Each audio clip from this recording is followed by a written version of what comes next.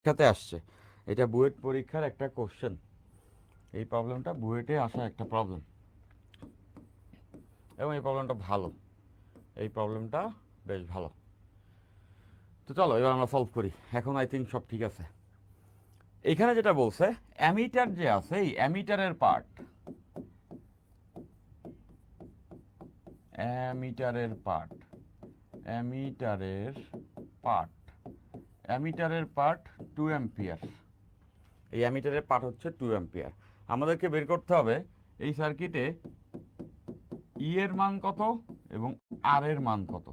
তোমরা দেখতে পাচ্ছ এইখানে ই আছে, এটা ই, আর এটা হচ্ছে আর। ই এবং আর এর মানটা আমাদেরকে বের করতে হবে। সো দেখো কিভাবে আমরা বের করতে পারি।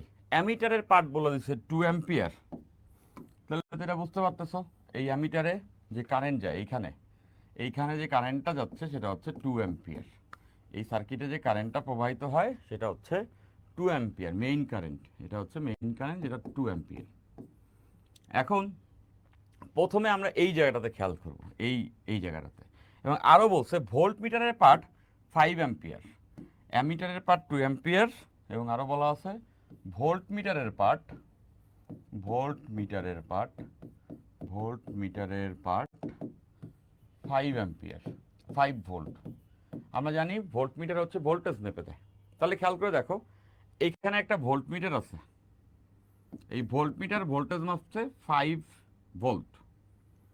এটা যদি 5 ভোল্ট মাপে, দেখতেছে এই রোধের দুই প্রান্তে ভোল্টেজ 5 ভোল্ট, তার মানে এই জায়গাতে এই দুই বিন্দুর ভোল্টেজও 5 ভোল্ট।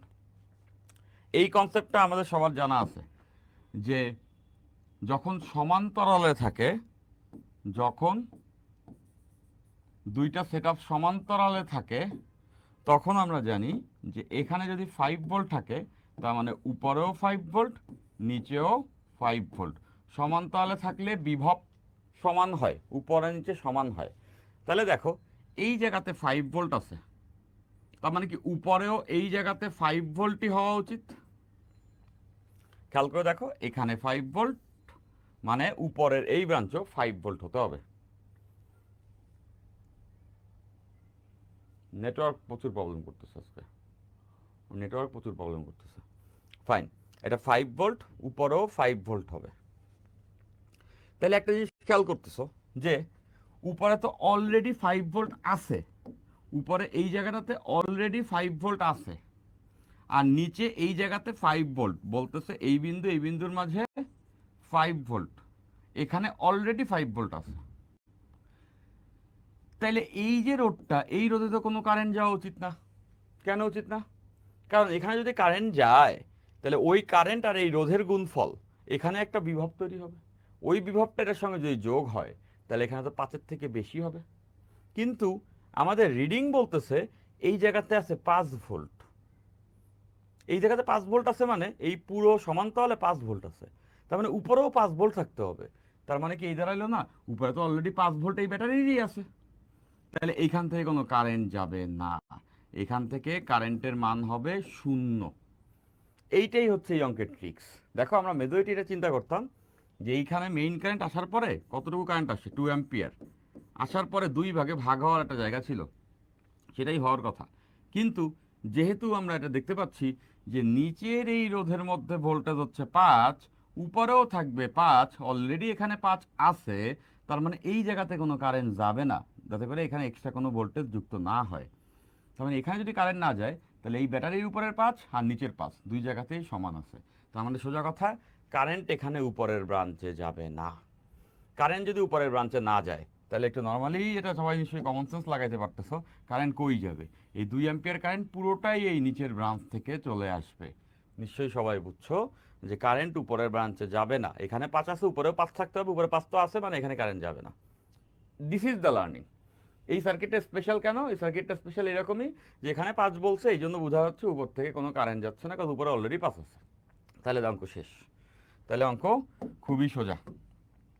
তাহলে এটা বুঝে গেছি, এই 2 অ্যাম্পিয়ার এসে পুরোটাই কোত্থেকে যাবে, এই 2 অ্যাম্পিয়ার এসে পুরোটাই যাবে হচ্ছে গিয়া এইখান থেকে, এই নিচ থেকেই চলে যাবে। এতটুকু বুঝে ফেলছো, অঙ্ক শেষ। এখন দেখো তো এই আর এর মান বের করা খুব সোজা। আমরা জানি V equals to I R, V equals to I R. এখানে ভোল্টেজ কত? 5, এখানে ভোল্টেজ 5, আমরা জানি এখানে রিডিংটাই 5, তাহলে ভোল্টেজ 5। এখানে কারেন্ট কত? 2 অ্যাম্পিয়ার। রোধের মানটা আমরা জানি না, তো এখান থেকেই রোধের মান বেড়ে যাবে 5/2 মানে 2.5 ওহম। একটা আনসার পেয়ে গেছি, এতটুকু গেল এটা। আরও একটা জিনিস বের করতে হবে, যেটা হচ্ছে এই জায়গাতে কতটুকু ইএমএফ, এই ব্যাটারি ভোল্টেজ কত, এটা বের করা খুবই সোজা। কিভাবে সোজা? আমরা একটা কেভিএল চালাইলেই হবে, এখানে একটা কেভিএল চালাইলেই হবে। দেখো এই প্লাস থেকে মাইনাস পর্যন্ত একটা কেভিএল চালাবো, এই পথে, এই পথে, এই পথে একটা কেভিএল চালাই দিব, এই পথে, এই পুরো পথে কেভিএল চালালে দেখো তাহলে এই বেরো যাবে।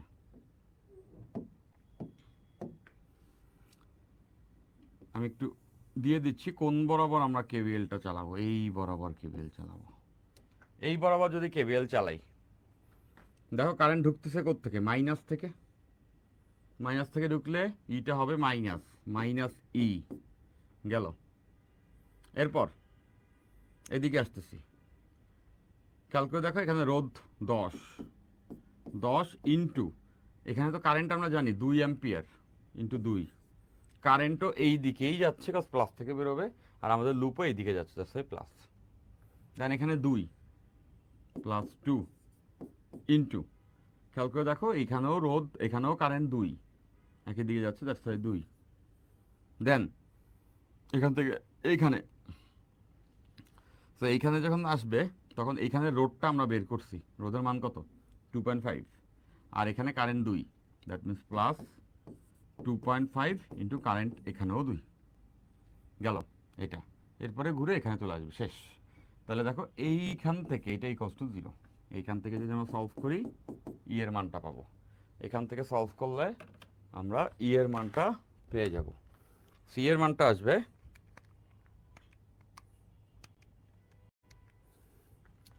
29 volt, solve 29 volt. Clear? Definitely সবার এটা সলভ হয়ে গেছে। কি অবস্থা বাসিত, কেমন আছো?